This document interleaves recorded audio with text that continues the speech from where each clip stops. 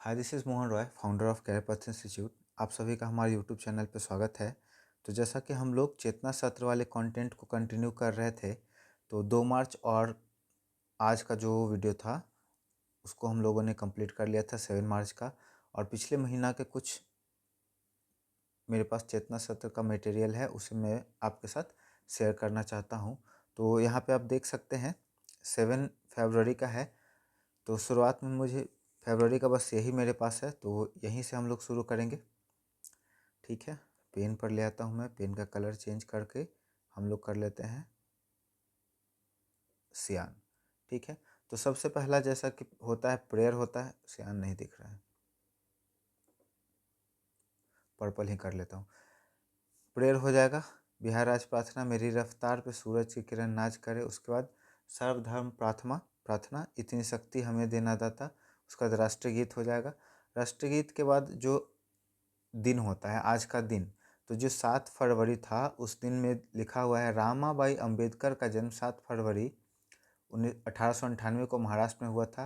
वे भारतीय संविधान निर्माता भीमराव अंबेडकर की पत्नी थी। ठीक है, भीमराव अंबेडकर के बारे में तो हम लोग काफ़ी पढ़े हैं और सुने हैं।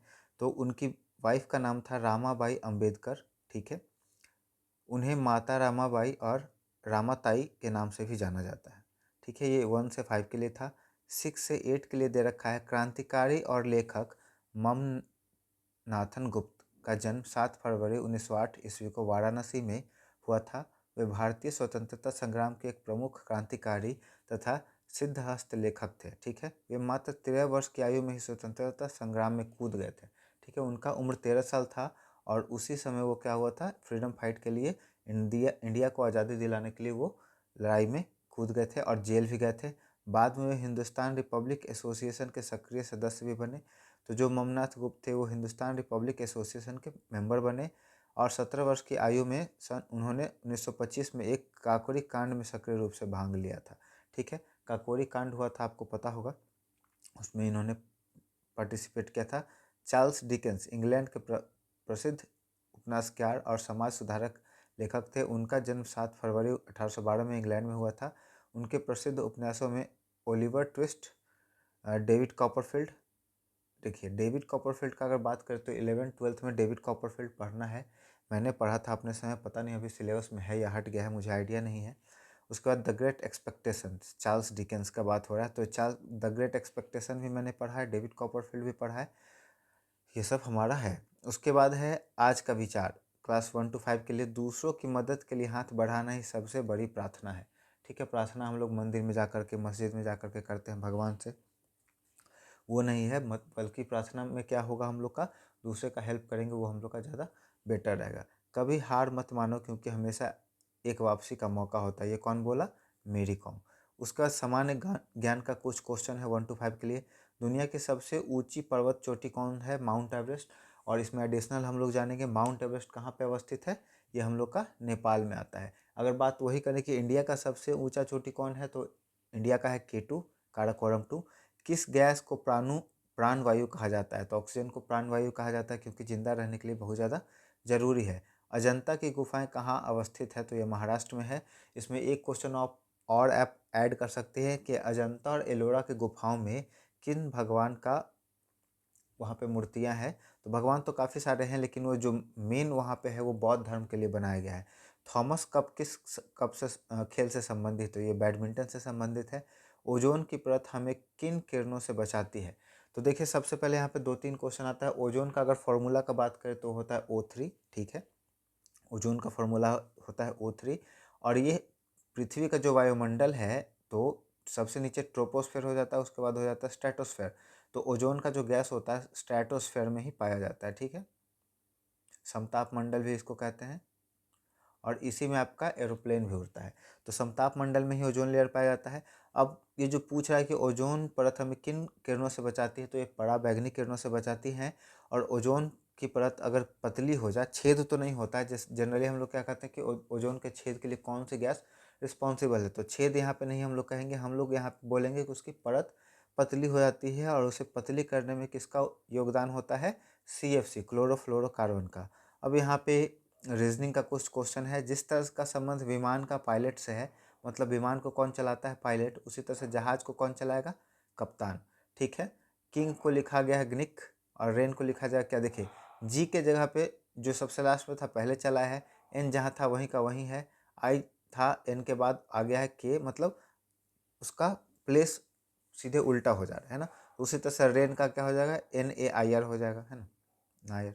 उसका जिस तरह से पेन का संबंध स्याही से है, उसी तरह का गाड़ी का संबंध किससे, ईंधन से। पेट्रोल कह सकते हैं, डीजल कह सकते हैं, कुछ भी कह सकते हैं। अब इंग्लिश का कुछ वर्ड है, इन का मतलब होता है अंदर, आउट का मतलब होता है बाहर, नियर का मतलब होता है पास, फार का मतलब है दूर। ये आपका अपोजिट वर्ड हो जाएगा यहाँ पर।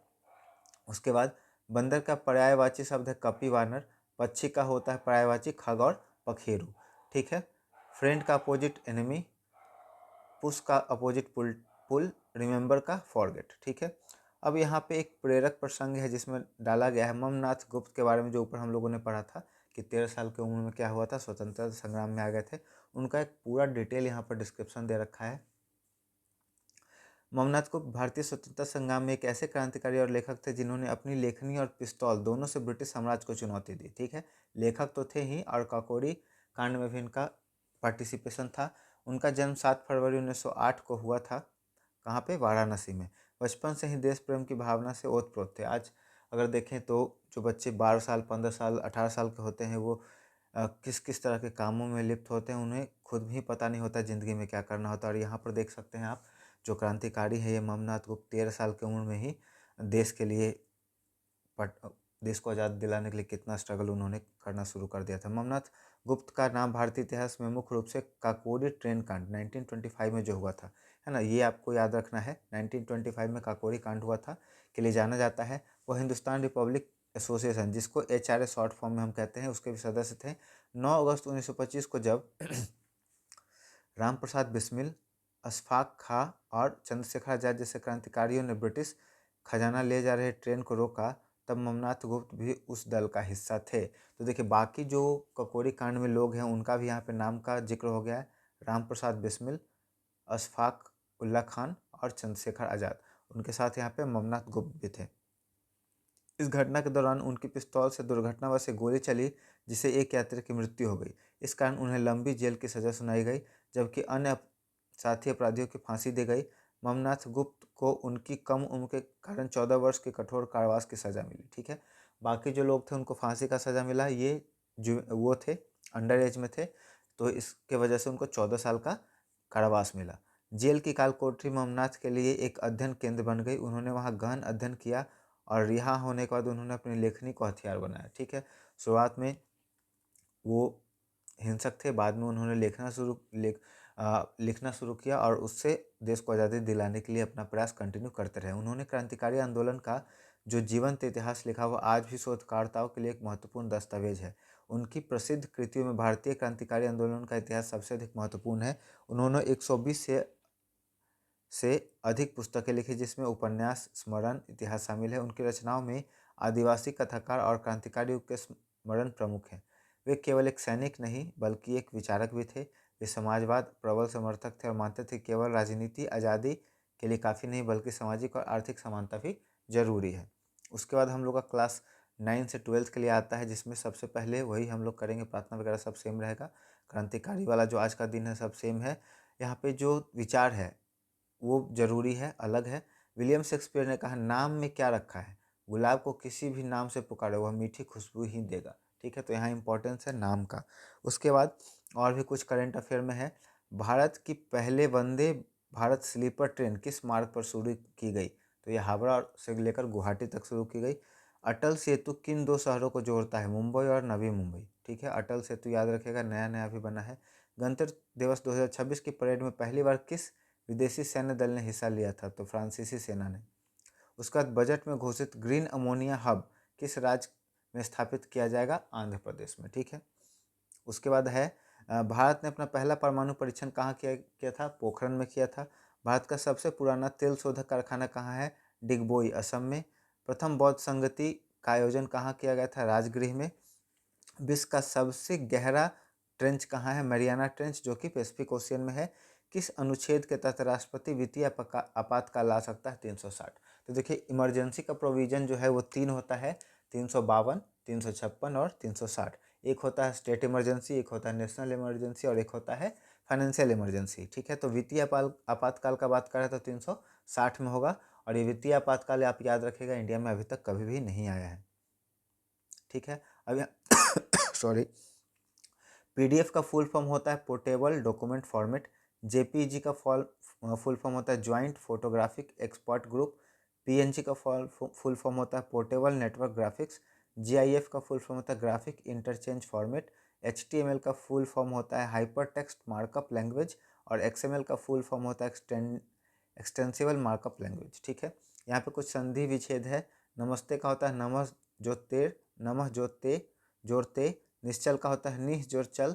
दुष्कर का होता है दुह जोर कर। धनुष्कार का होता है धनु जोर टंकार।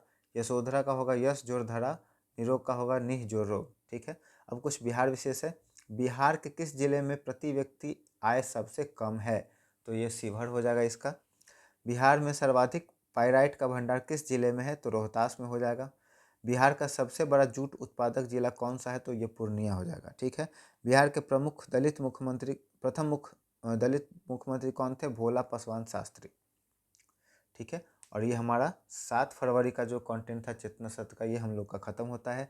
अगर ये आपको वीडियो पसंद आया हो तो वीडियो को लाइक कर दे, दोस्तों और परिवार के सदस्यों के बीच में शेयर कर दे, और ऐसे ही वैल्यूएबल और इम्पोर्टेंट कंटेंट के लिए हमारे चैनल के साथ जुड़े रहें। और हमारे चैनल को सपोर्ट करने के लिए बहुत बहुत धन्यवाद।